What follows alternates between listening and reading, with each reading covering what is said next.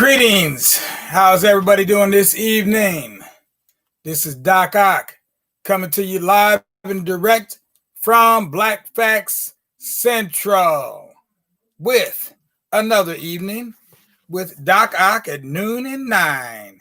So you know what time it is tonight. Right. Yeah.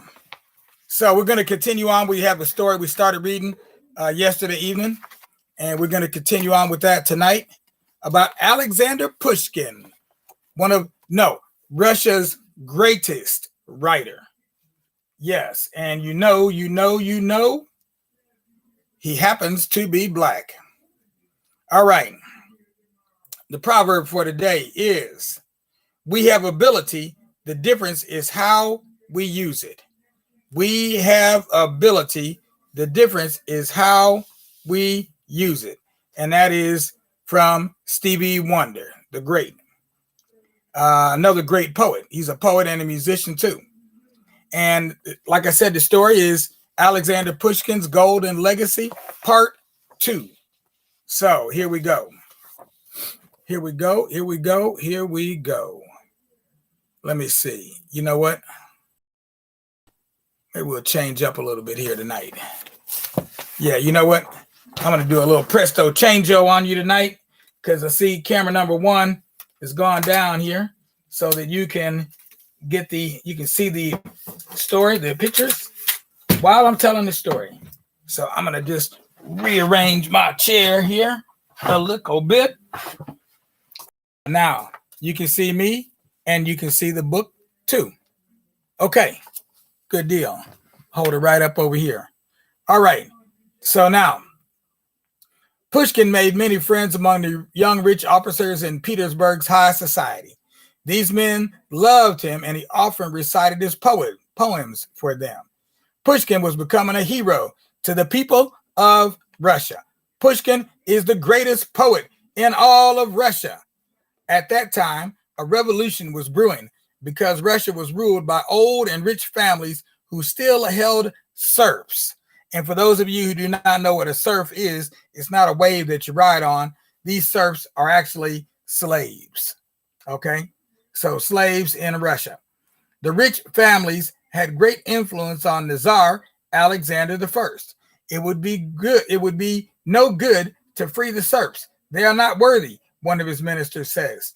The other minister says, besides, you'll give your power to the people. If this becomes that type of government, then you will lose all of your power. So the Tsar decides there will be no more talk of political change. The Tsar has placed me in charge of handling these affairs. So he doles it all out to one of his cronies. Okay. And let's see. We cannot demonstrate in public. It is a serious offense now. We will have to form a secret organization. Now you see they're in this little room way down over here.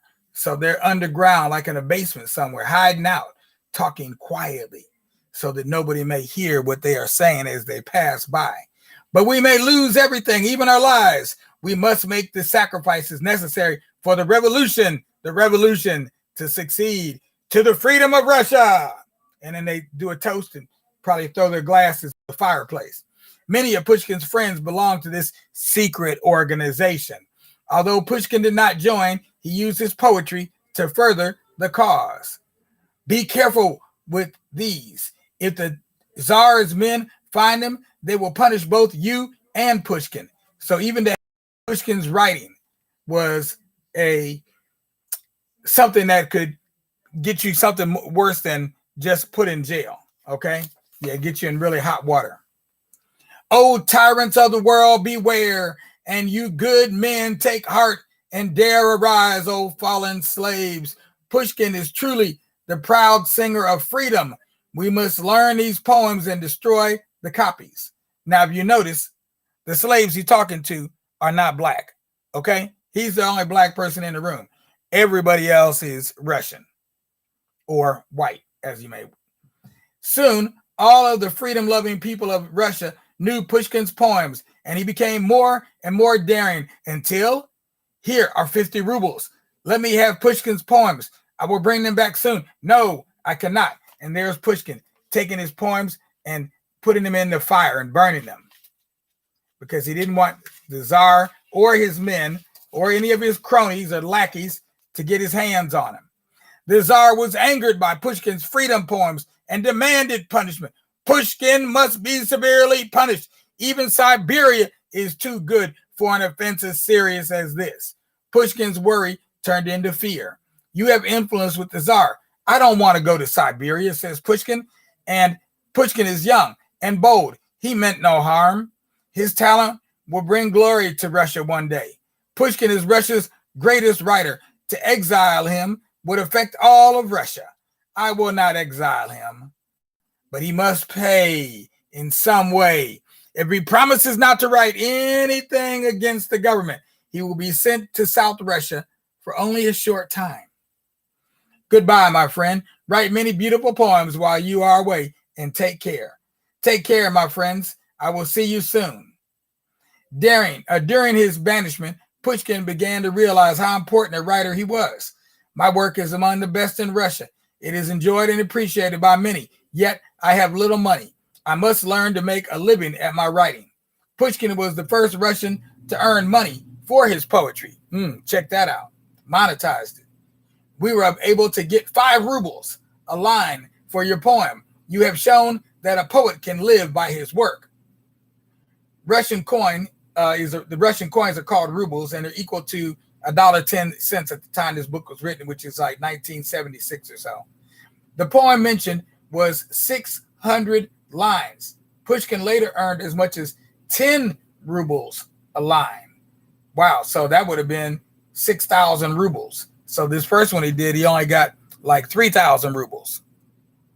Yeah, but later on he got up to 6,000 rubles for a poem. So by definition, he wrote some long poems with a lot of little short lines. Okay. Everyone in Moscow has read your work and think that you are the greatest poet in the world. Pushkin, greatest poet in the world. Also, during Pushkin's banishment, the Tsar died and Nicholas I began his reign on December 14th, 1825. On that same day, the revolution began. The revolution was quickly put down and its leaders were later arrested and hung or exiled. Because he had written many poems that inspired these men and because they were known friends of his, Pushkin began to fear for his safety again. On September 3rd, 1826, one of his friends comes up the road. Pushkin, the Tsar wishes to see you at once. You must return to Moscow. Pushkin hurriedly prepared and began his journey. Now, he didn't know what would happen at the end of that journey. He didn't know if he would get a medal or if he would get jail or maybe banishment. He covered the 500 miles to Moscow in the unbelievable time of 4 days. Wow. He was hauling, trying to get there on time. As soon as because he's on a horse, right? As soon as he reached Moscow, Alexander Pushkin has arrived, sire. You hate me because I crushed the revolution, but I love Russia as much as you do. And I want her to be strong, to be free too. First, we must be strong. Were you a friend of the revolutionaries who were hanged or sent to Siberia? It is true, sire. I loved many of them and I still do.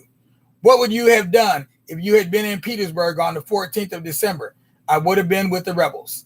If you give me your word to behave differently, you will be a free man. You are a great poet and Russia would benefit by your freedom. Because the Tsar was a young man and wanted to do many good things for Russia, Pushkin trusted him. I promise, sire. Now, can he hold that promise? That's the question. Pushkin's banishment of 6 years had ended. Wow. This is a powerful story.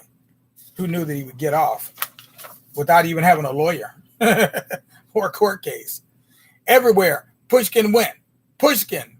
It is Pushkin. Pushkin is free and with us again. And he was hailed everywhere he went.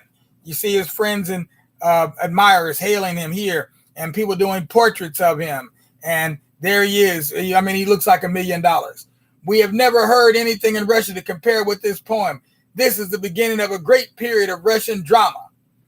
That was the play, Boris Godunov, that they were listening to, or the poem they were listening to, Boris Godunov.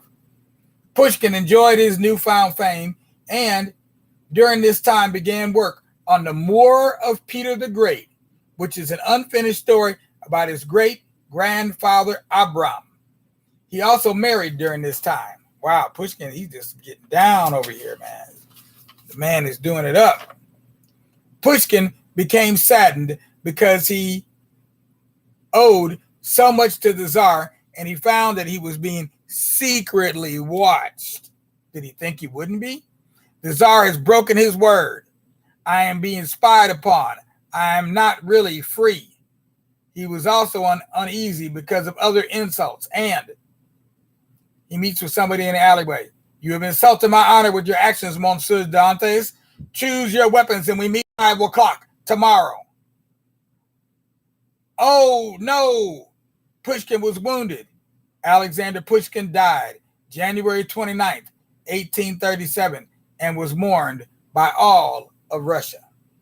Pushkin possessed a brilliant mind and was endowed with a poetic talent, which Russia has not known since. To his memory, there is a statue of Pushkin in Moscow, the Pushkin Theater in St. Petersburg, and Pushkin, a city near Leningrad, a whole city dedicated to the man. That I didn't know.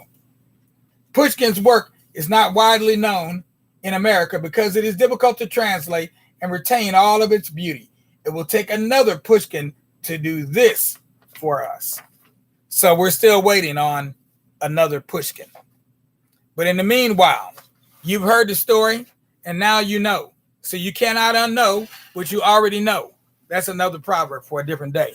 You can't unknow what you already know.